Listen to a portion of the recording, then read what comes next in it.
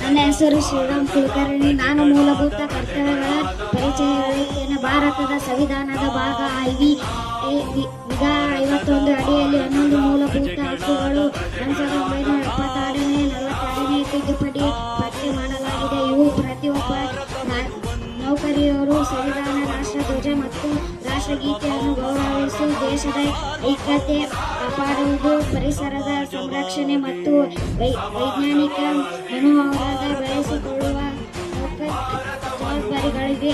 ಇವು ಕಾನೂನುಗಳನ್ನು ಬದ್ಧವಾಗಿ ಜಾರಿಗೆ ತರಲು ಸಾಧ್ಯವಾದರೂ ರಾಷ್ಟ್ರ ನಿರ್ಮಾಣಕ್ಕೆ ಅಗತ್ಯವಾಗಿದೆ.